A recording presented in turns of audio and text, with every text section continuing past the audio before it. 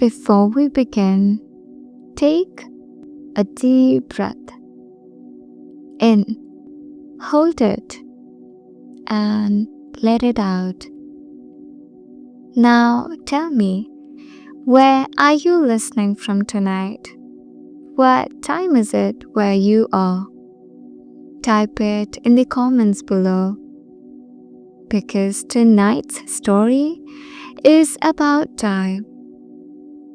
Not just the ticking of a clock, not just the rising of the sun and the falling of the moon, but time as you feel it in your skin. You know how people say time flies? How they sigh at birthdays, count the candles, see themselves in the mirror and whisper, "Where did the years go?" Now imagine this. For you, time doesn't fly. It doesn't creep. It doesn't even move. The world around you changes. Friends grow taller. Children grow into adults. Your parents grow gray, then frail, then vanish. But you remain. Your hair doesn't thin, your face doesn't crease, your body doesn't bend under the weight of years. It is as if the clock has kept you, as if you've been left behind, stranded in a moment that never ends. This is the gift and the curse of never aging. Tonight, you'll step into that body, into that life, into centuries stretched across a face that never changes. And you'll feel what it is like to be the one that the clock forgot. Are you ready? Now close your eyes. The world around you will shift. The night will open, and we will step together into the life of someone who never ages. It begins as many strange stories do, with something small. A detail so subtle you almost miss it. You are 12 years old. At least you think you are. The other children in your village have begun to change. Their voices crack, their limbs stretch, their faces shift from round innocence into something sharper, older. But you still look the same. The same narrow shoulders, the same child's face, the same soft skin untouched by time. At first, no one notices. Why would they? Children grow at different speeds after all. Some bloom early, some late. Everyone says so. But then a year passes, then another, and another. The others now tower over you. Their voices deepen. The laughter grows heavier. Their games turn to talk of futures, of marriages, of leaving home. And you're still 12. One morning, you wake to find your mother staring at you strangely. She brushes your hair, her hands trembling, and says nothing. Later, you catch your reflection in a bowl of water.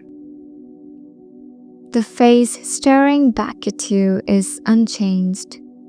The same eyes, the same mouth, the same soft jawline. You press your fingers to your cheeks, searching for proof of years. There is none. You wait for the growth spurt, for the ache in your bones, for the first shadow of age. But the mirror doesn't change. It begins to feel like it is lying to you. Or perhaps that the lie is your life itself. The whispers begin quietly.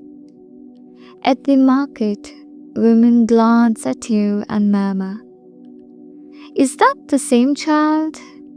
She should be 16 by now." At church, the priest pauses when his eyes fall upon you. Not in malice, not yet, but in confusion. Your friends, once so close, begin to drift away. They invite you less often. They laugh at things you don't understand. They look at you with pity, as if you're stuck in mud while they're running free. You laugh along, but the sound feels hollow.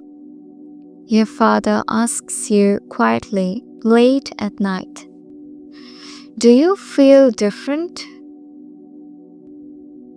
You don't know how to answer. You feel the same as you always have. You wake hungry, you play, you dream, but you're not the same. And he knows it, and you know it, so you lie. You say, "I'm fine, I'm just a late bloomer." But in your chest, something cold settles. A truth you cannot name yet, a fear you cannot speak.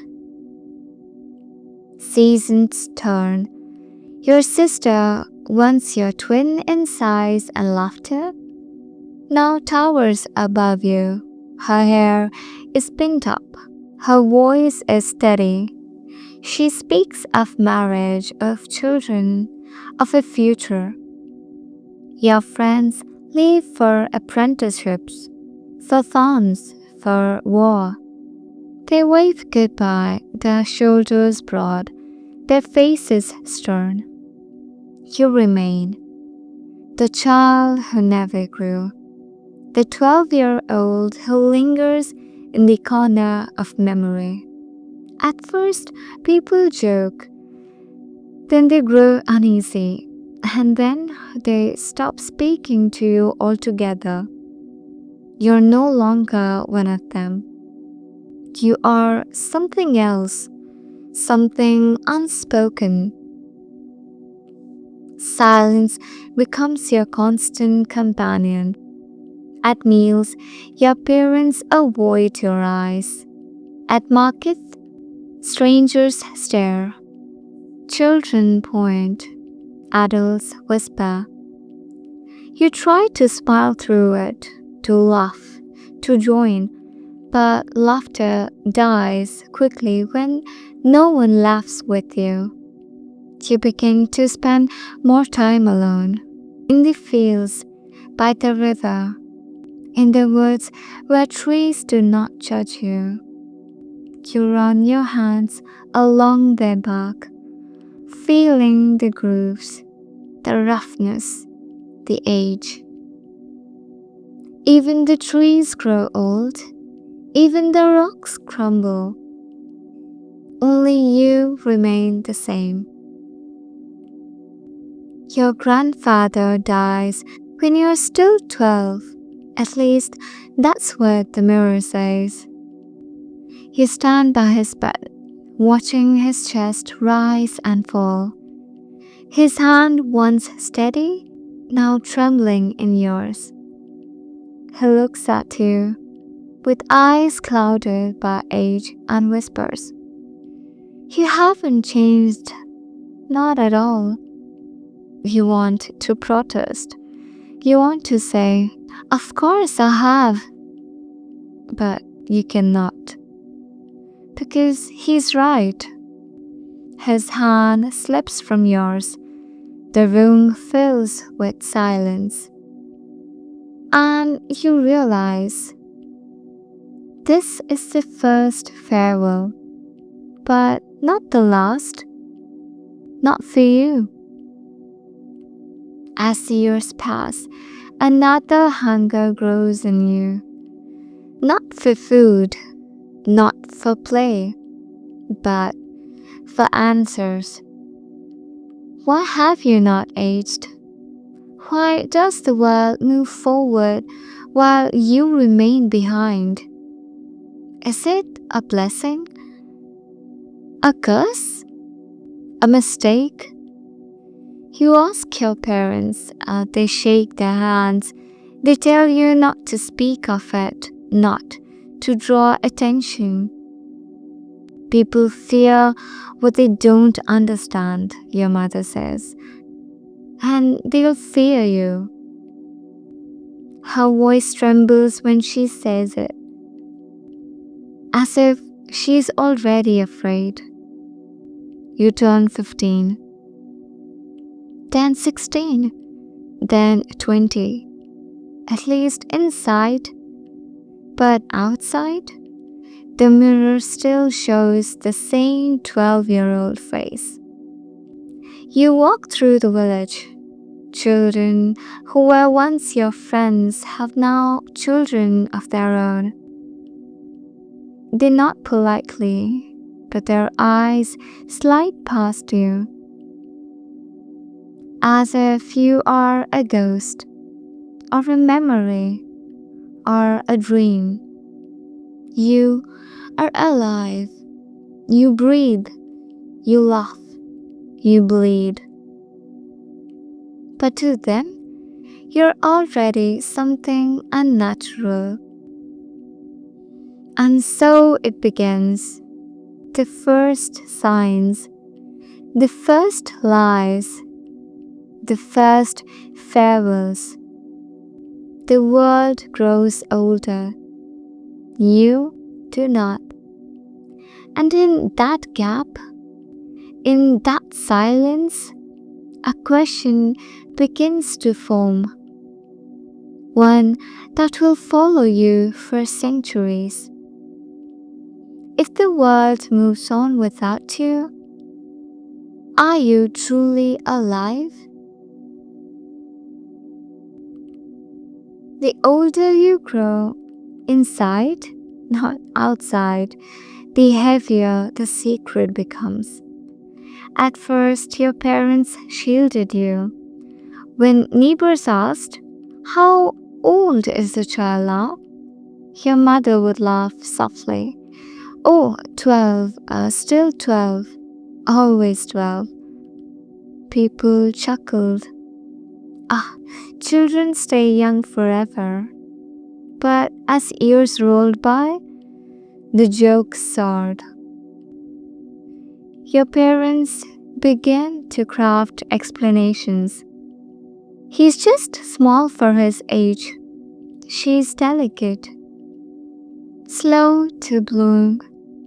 They'll catch up one day. You nod along.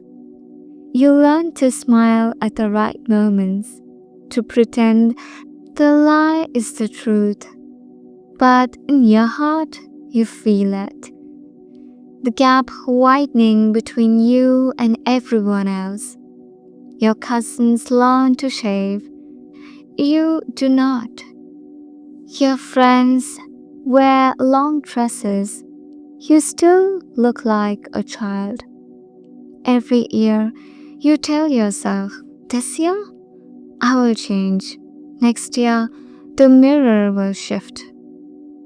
But the reflection remains.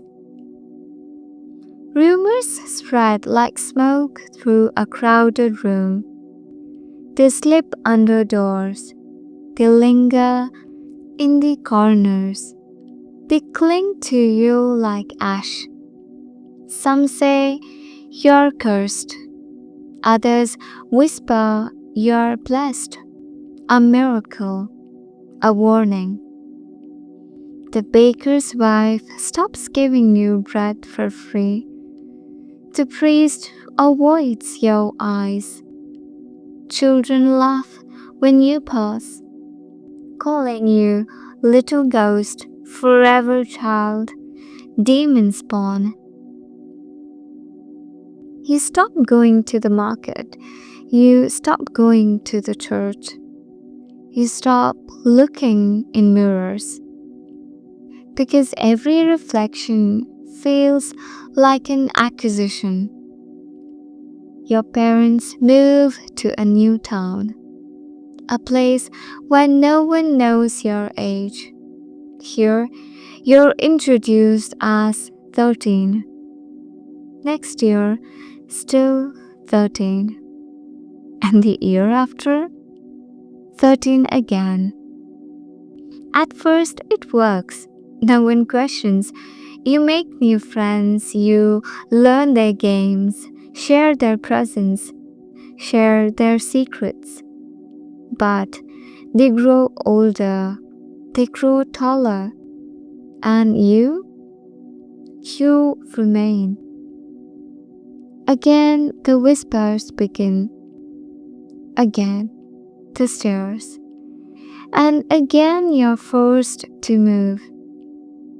By the time you're 30, the world sees you as 12.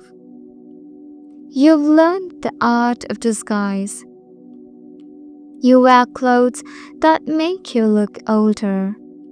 You hunch your shoulders to seem taller. You avoid photographs, portraits, family gatherings. You forge papers, change names, learn to vanish and reappear like a shadow. But the hardest disguise to wear is the mask of time. How do you pretend to age when your skin will not crack, your hair will not gray, your bones will not bend? You watch, you study, you copy. You paint faint lines around your eyes with charcoal. You dust your hair with powder to make it look pale, but rain washes it away. And people notice. They always notice. Your parents grow old. Their hair turns white. Their hands tremble. They age while you remain the same.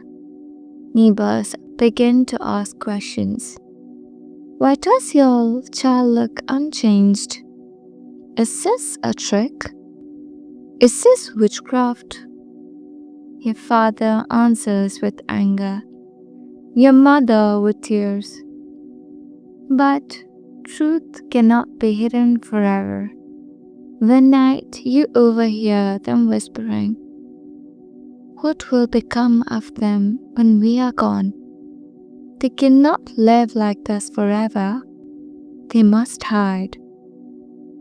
You sit in the dark, your hands pressed to your face, your chest aching. You realize you're not just different, you are dangerous. Not because of what you've done, but because of what you are. When your parents die, years later, bent and fragile, faces lined with time, you bury them with your own hands. You stand at their graves, the wind cold against your unchanged skin, and you whisper, "I'll be alright." But you're not alright. You're alone, truly alone.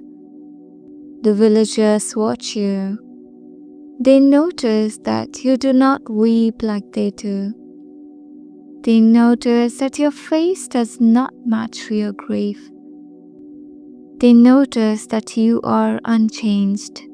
And so, before the whispers turn to flames, before the stars turn to stones, you leave. not because you want to, but because you must. Exile is not forced upon you. You choose it yourself because you've learned secrets can only be kept for so long. You arrive in a new city. Your name is different now. Your story is different. You are forbidden. No one questions you. No one knows the truth. For a time, you breathe easier. You make friends, you laugh again. You even fall in love. A brief, bright fire that warms you in the cold of secrecy. But time is relentless, not for you, but for everyone else. Your lover grows older. Their face lines, their body bends. You remain. And when neighbors whisper, when suspicion grows, you vanish again. Each reinvention is a little death. You bury your name, your history, your friends, your loves. You write letters you cannot send. You keep photographs you cannot show. You walk streets where no one remembers you. Though you remember every stone, every step, every word. You're not just hiding from the world, you're hiding from yourself. Because if you let anyone see you, really see you, they'll know. And if they know, they'll fear. And fear is more dangerous than any disease. You learn to live behind masks. You learn to lie with every breath. You learn to vanish when the whispers grow loud. But the hardest truth is this: you're not just hiding from them, you're hiding from time itself. And time always wins. Even when it spares your skin, it claims everything else: friends, family, love, trust. And in the silence it leaves behind, you begin to wonder, if you can never grow old, what does it mean to grow up?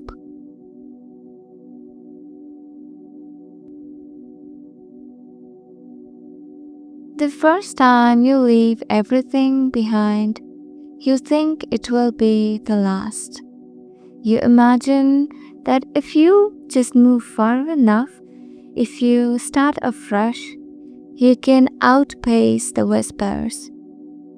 But whispers are faster than you realize. They travel in letters, in rumors carried by merchants, by travelers, by priests who see too much. So each new beginning becomes another rehearsal for the next escape. You learn the steps of vanishing as if it were a prayer. Burn the papers that tie you to your old name. Bury the photographs in a place only you will remember. Change your clothes, your style, your walk, your voice. Step onto a train or a cart or a ship. Never look back. Each departure feels like a death. Each arrival like a rebirth. But the body that greets a new world is always the same. You're forever beginning again, trapped in a cycle of endless childhood. You learn to dread funerals, not because of death, but because of life. You stand among mourners, your face unchanged, your body untouched. They glance at you, then look again, then frown. Is that? No, it can't be. He looks just the same.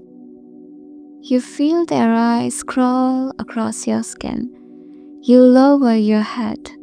You step back into the shadows and you realize you cannot grieve in public because grief exposes you.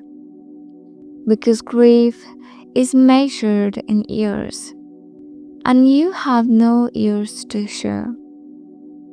So you learn to mourn in silence, alone, in secret. You visit graves at night. You whisper names to the wind. You carry the memories inside you, where no one can see. By the time you're 70, inside, not outside, you've lived a life full of goodbyes, but your face is still 12. You no longer count the years. Numbers lose their meaning. What is 70?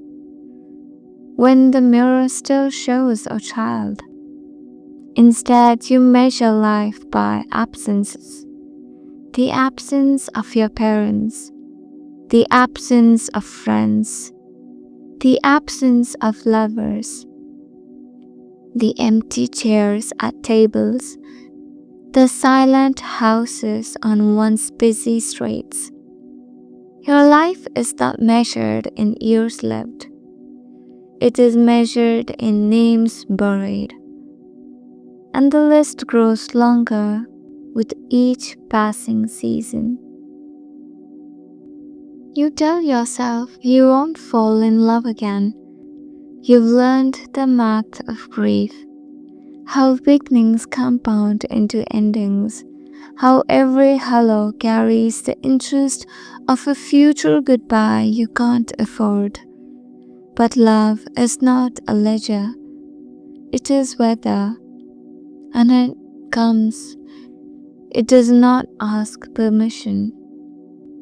It arrives on an ordinary afternoon, in a bookstore, a cafe, a train car, in the way a stranger laughs with their whole face, in the way the attention does not skim across you but lands. Your chest remembers what your mind has forbidden. You smile back. And in that instant, the years you've spent alone fall quiet like snow. In the beginning, love is simple. You talk until closing hours and then keep talking on the walk home. You cook badly together, eat well anyway, and name the burnt edges, char. You tape postcards to the wall, places you might go, a future you half believe in, because belief itself feels like a form of travel. They guess your age. They guess wrong. You laugh. You change the subject. You tell yourself a partial truth. I'm younger than I look, older than I am. It sounds like a joke. It is a confession wearing a mask. You learn their stories by heart. Who left? Who stayed? What broke them open? What stitched them back? They ask for yours. You give them curated fragments, polished until they shine. In their gaze, you're not strange, you're seen. Love lengthens into routine. You know the creak in the hallway step, the cough that means tea, not sickness. You recognize the shape of their tiredness and draw a bath without asking. Then one morning, you notice it. A silver hair at their temple, catching light like wire. It is beautiful. It is a bell. Later, a laugh line that doesn't retreat all the way when the smile fades. A sun freckle that lingers into winter. They joke about it. I'm becoming my mother's face, and you kiss that place tenderly, as if to memorize it before it changes again. They call your youth good genes. You nod, throat tight. The compliment lands like a stone on water. It skips, then sinks.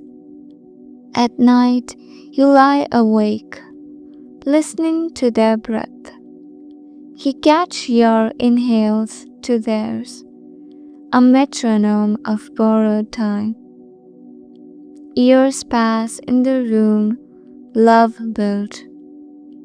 You move apartments, learn new streets, plant basil on every sill.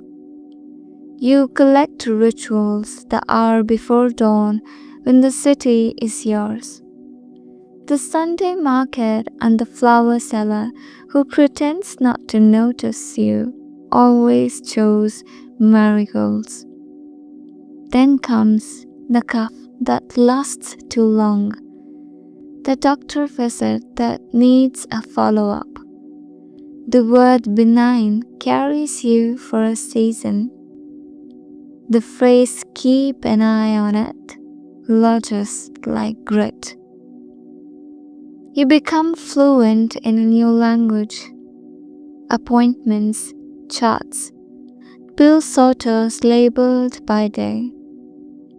You keep your voice steady, your hands capable, your jokes ready.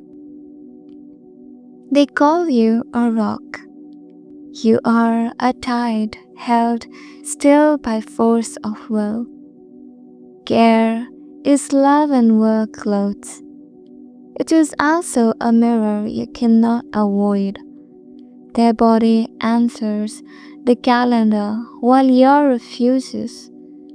Some nights, tired, afraid, they study your face too long. Do you ever change? You flinch before you smile. Maybe I'm changing on the inside, you say. It is true.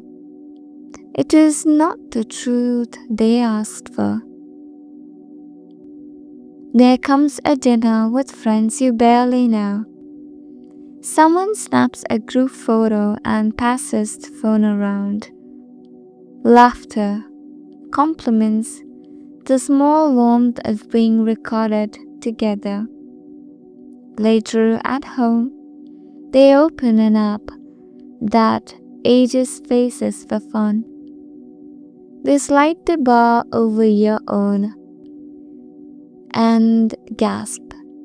Gray hair, softened jaw, the future rendered as play.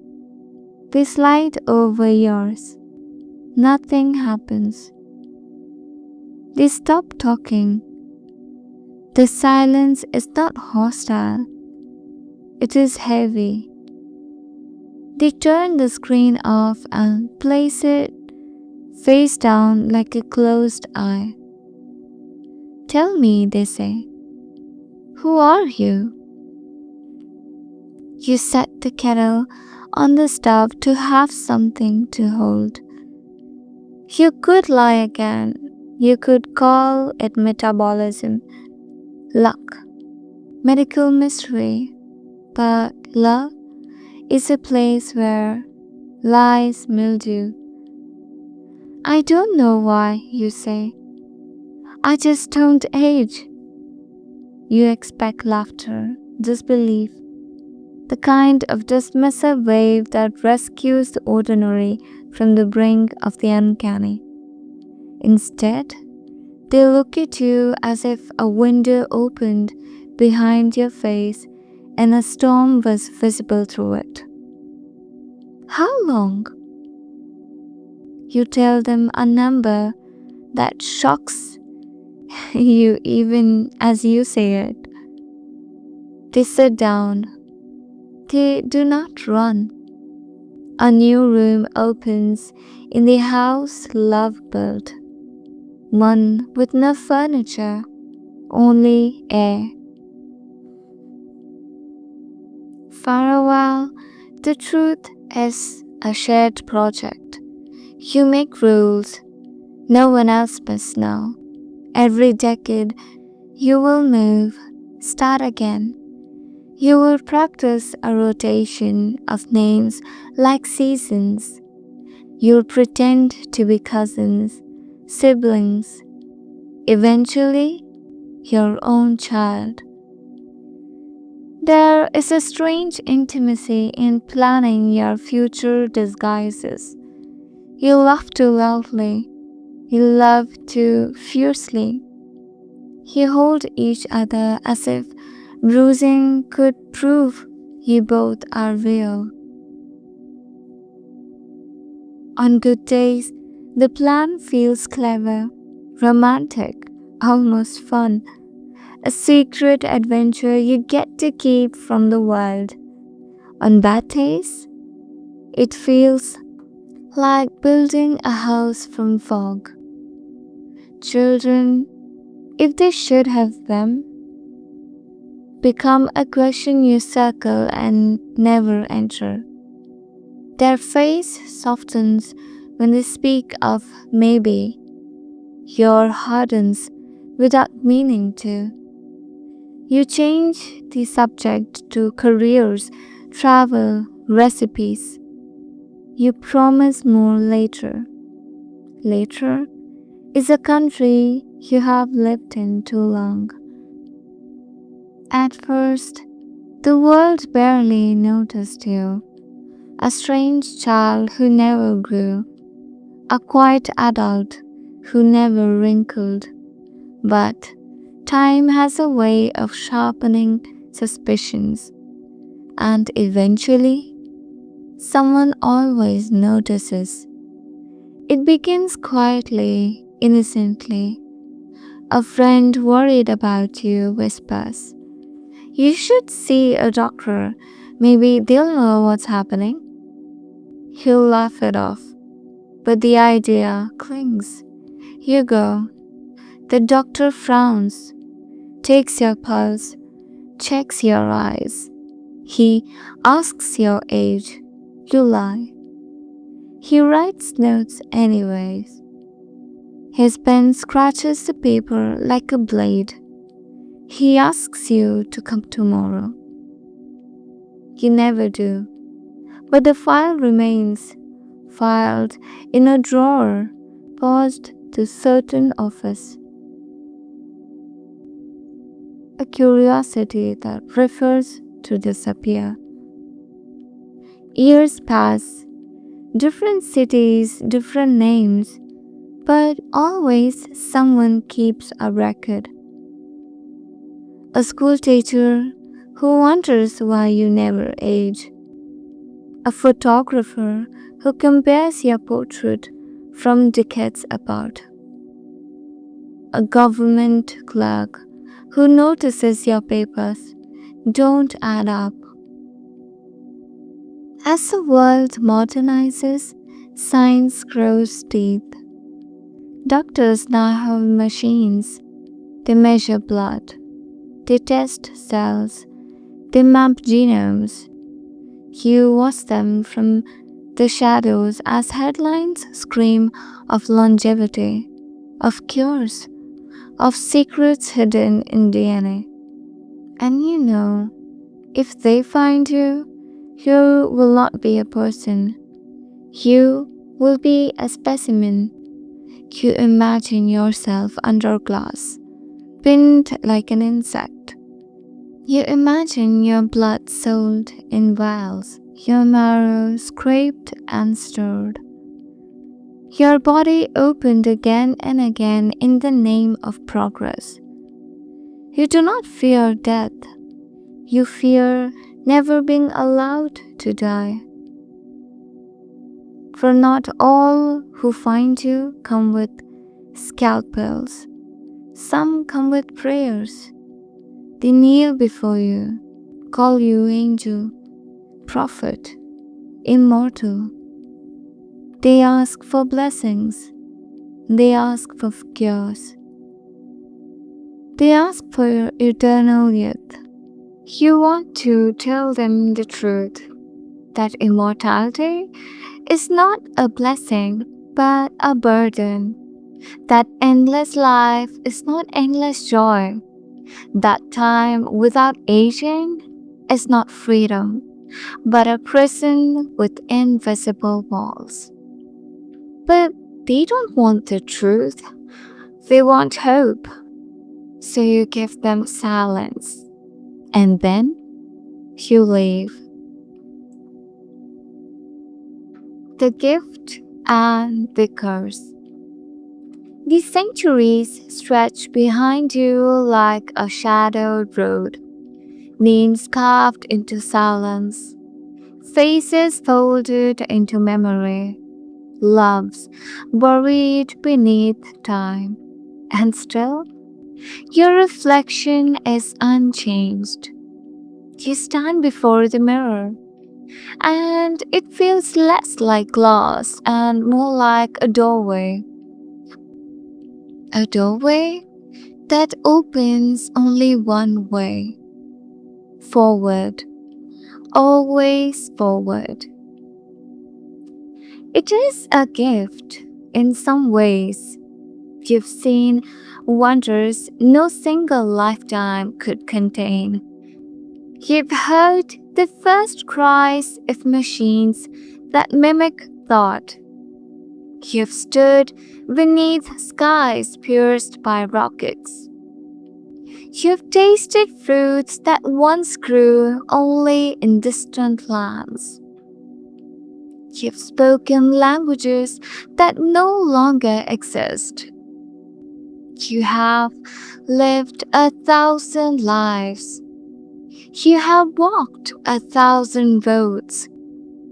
You've been scholar, soldier, lover, wanderer. You've seen humanity reinvent itself again and again. And each time, you carry their stories forward. You are history itself. But it is also a curse. Every friend you make, you must lose.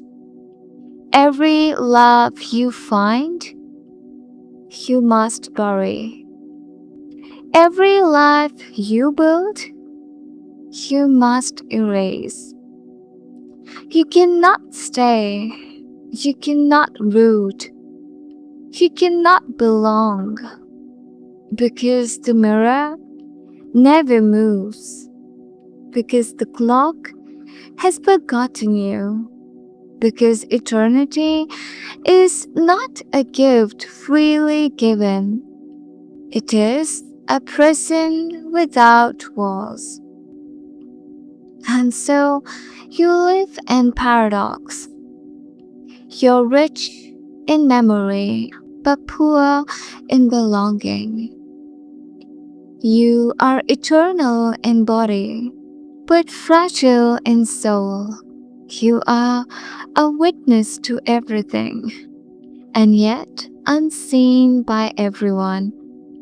You have infinite tomorrows, but no true today. So, the final question remains.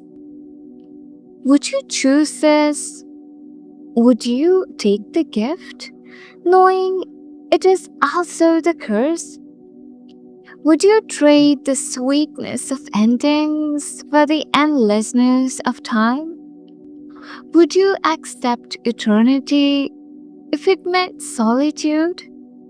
If it meant carrying centuries in silence? If it meant never aging, never dying, never being free? You stand before the mirror, the same face, the same skin, the same unchanged reflection. But behind your eyes, centuries.